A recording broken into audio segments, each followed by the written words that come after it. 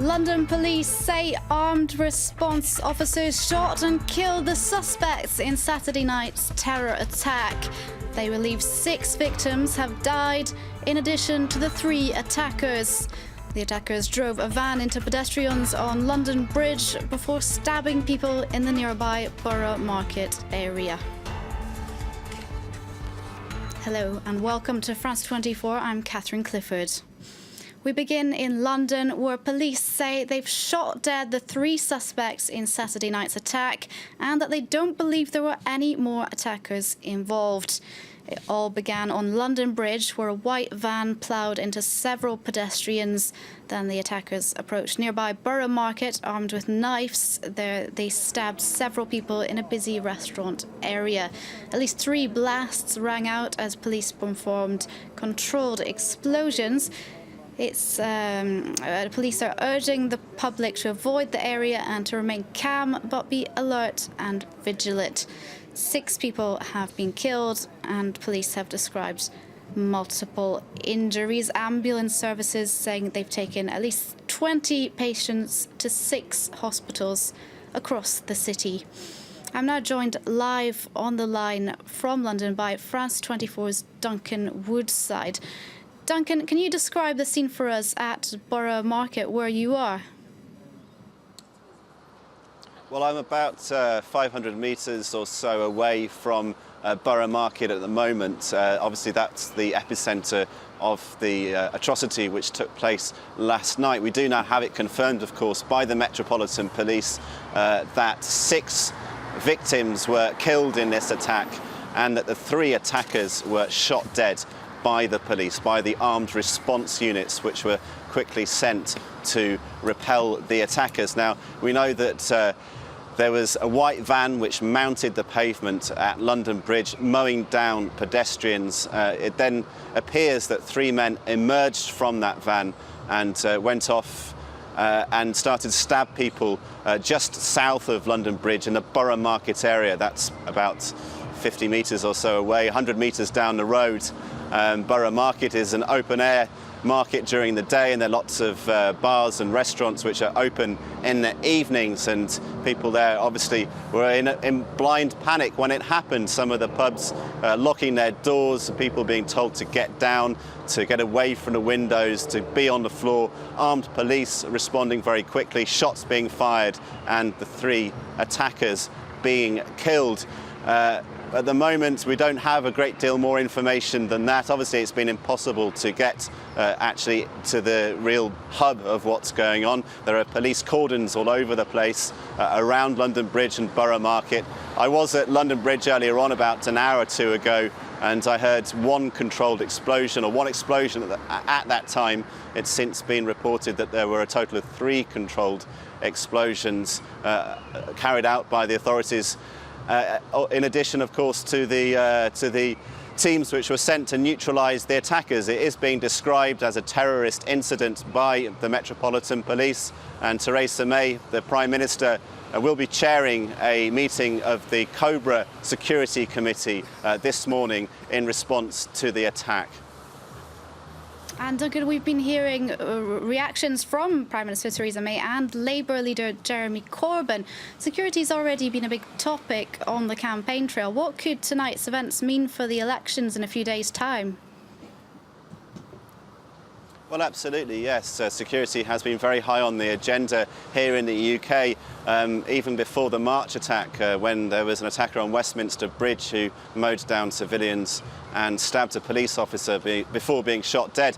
Subsequent to that, 12 days ago, there was the attack in Manchester targeting the Ariana Grande concert, which killed 22 people, including including young girls. And now this evening with another attack, a multi-pronged attack, 3 different attackers, again with a vehicle being involved like in March, but with knives also being used by the attackers. So security very, very high on the agenda throughout this campaign, and now with just effectively 4 days to go until the election. The election is due on Thursday. It's now Sunday morning, security is at the very top of the agenda. It's to be seen, it remains to be seen, of course, what exactly will happen in terms of campaigning. After the Manchester attack, there was a suspension of campaigning by the major political parties. Given the gravity of the events overnight, it would appear that that may be in prospect again. But we're obviously very close to the election now, and it's very sensitive. Do they move the election? Really, it's a very uncertain situation and quite unprecedented, really, for the British authorities and the British political establishment. Thank you, Duncan Woodside, for that analysis, reporting from London. And now let's take a listen to a statement from London Police. Looking forward, we are of course reviewing our plans for policing stance across London, and over forthcoming days people can expect to see more police resources across the capital. Finally, I'd ask the public to be vigilant and contact the police if they've got any concerns. Assistant Commissioner, could you just tell us, is this incident completely over now? Our current belief is that there were 3 attackers, but this is early on, so we've still got some inquiries to work through to be completely confident about that. There were 3 attackers in the vehicle, so the attackers from the vehicle have all been killed. So this is a protracted incident that starts on the bridge and finishes in Borough Market, and we believe 3 people were involved, but we've still got some more inquiries to do to be 100% confident in that. Can you tell us anything more about the attacks, where the people were killed? No, you're asking for a lot of detail there. Yeah. We're still getting to the bottom of exactly what's gone on, the number of casualties, and it's still quite a complex scene. As you'll have understood from what I've said, we're still dealing with the fact that we suspected that at one stage to be explosives, albeit that's now been ruled out. Last question. Can you tell us a little bit more about the people who are involved in the operation to bring down these terrorists? So the public will be aware that we have strengthened our armed policing presence across London in recent years. So we've got more armed response vehicles to hand, and it's those armed response vehicles who are out driving around London day in and day out to protect the public. They responded quickly, bravely confronted these 3 individuals, shot them, and they are dead. That's finished, thank you. OK, thank you very much. And there's now been a further reaction from the US. The State Department has said all Americans stand in solidarity with the people of the United Kingdom and that the United States stands ready to provide any assistance authorities in the UK may request. We've also had a message of solidarity from French President Emmanuel Macron, and London Mayor Sadiq Khan has, of course, strongly condemned the attack as barbaric. I'm joined on set by Alex Hurst. Alex, you've been combing through reaction for us on Twitter. What sort of responses have you been seeing? Hi, Catherine. So first, we've seen Londoners pull together as people have in other cities that have experienced these kind of attacks. People offered their homes available to others who were stranded in the area. One Twitter user was offering tea, salt and vinegar crisps, and comfy cushions to people that came to his door. We also saw a cab company offer free rides to people that needed to get home. Sikh prayer centers offered food and shelter, and the Royal Oak pub in Southwark near Borough Market opened its doors to people who had been evacuated from hotels and Airbnbs in the area.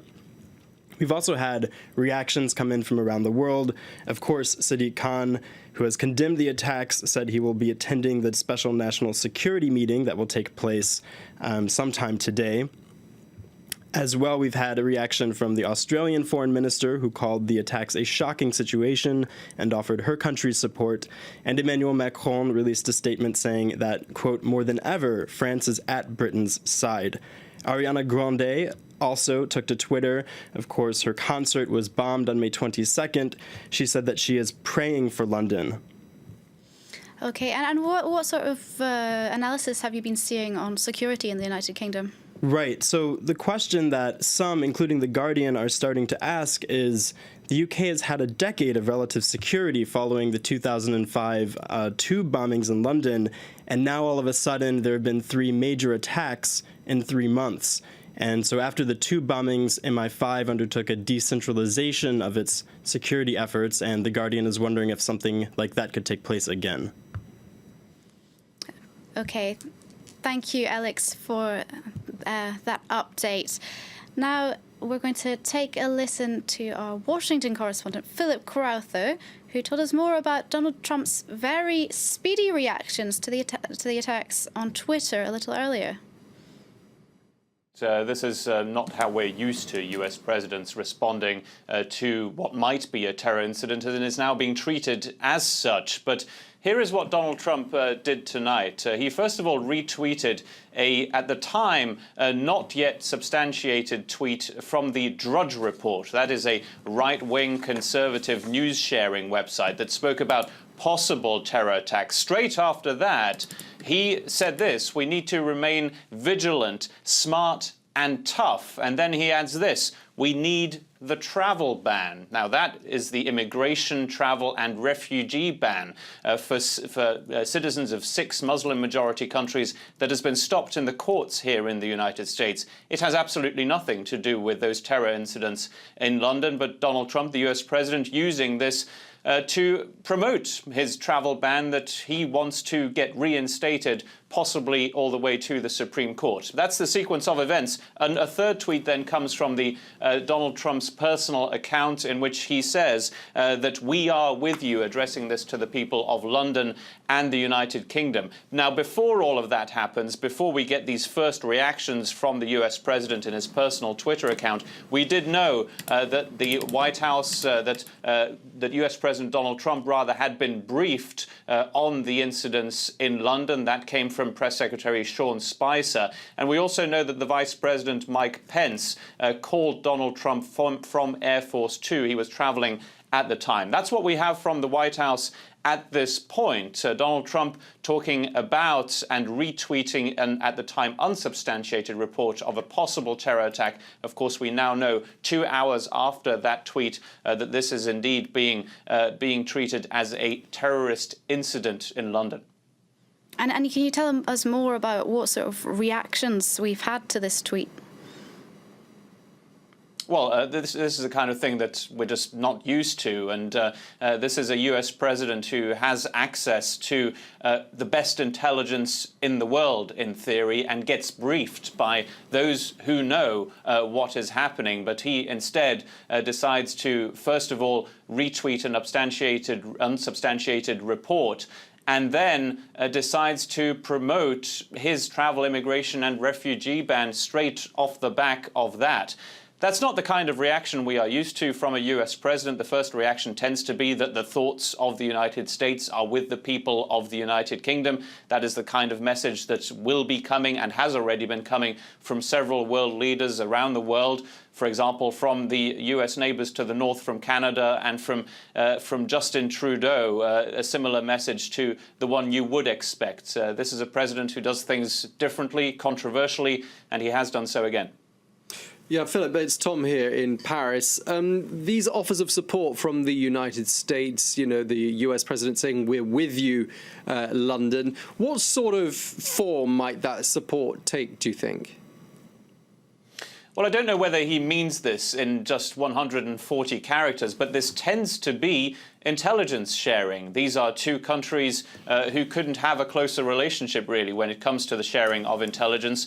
Let me take you back to terror incidents and terror attacks in the past in Paris. France and the United States also have a close intelligence sharing relationship, and there was plenty of that in the aftermath of those terror attacks, several of them, of course, in Paris and in Nice over the last few years. This is a message of support in theory, but of course these are two countries that will now be communicating together. What they look at is whether anybody who might already be known by name from a terror incident in London, probably not the case at this point.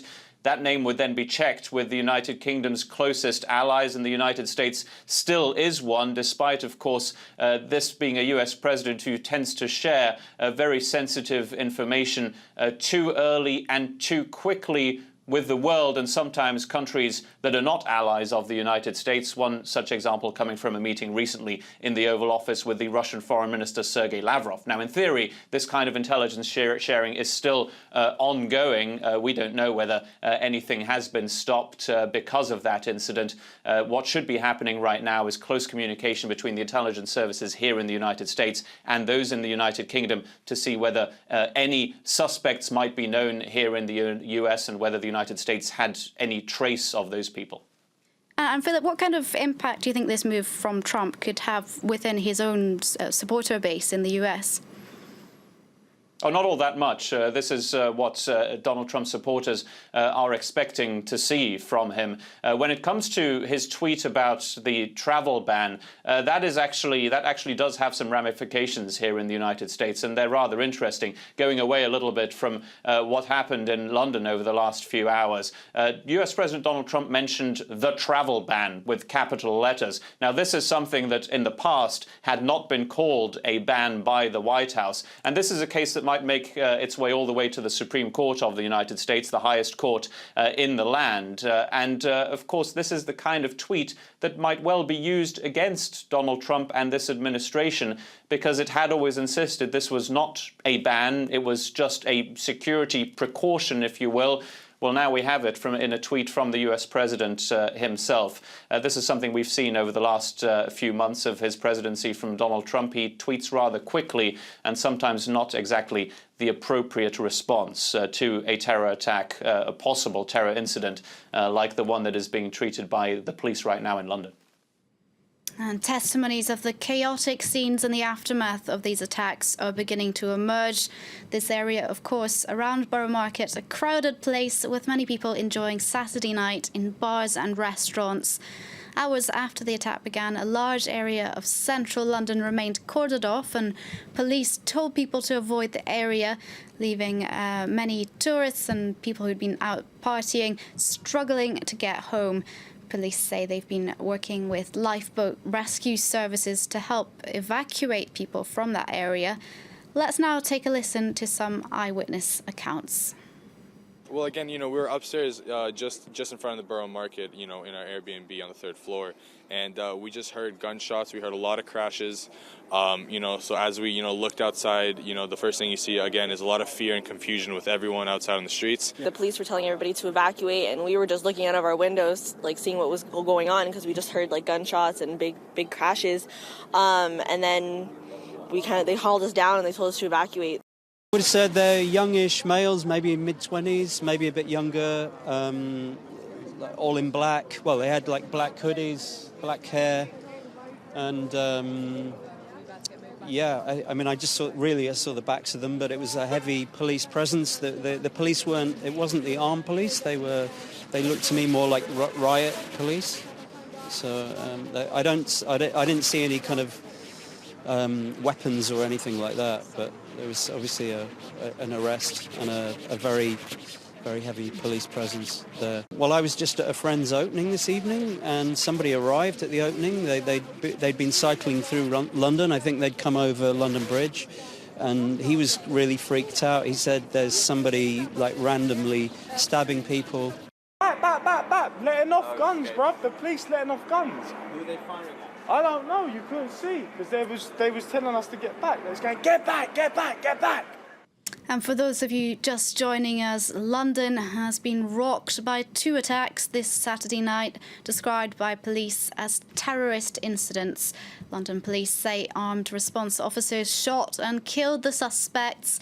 They believe 6 victims have died, in addition to the 3 attackers, and that no other attackers were involved. They said the individuals wore fake suicide vests. Attackers drove a van into pedestrians on London Bridge before stabbing people in the nearby Borough Market area. And London's ambulance services said it had taken more than 30 people to hospitals across the capital. That's all for now. We'll be bringing you all the latest on this developing story. Stay tuned to France 24.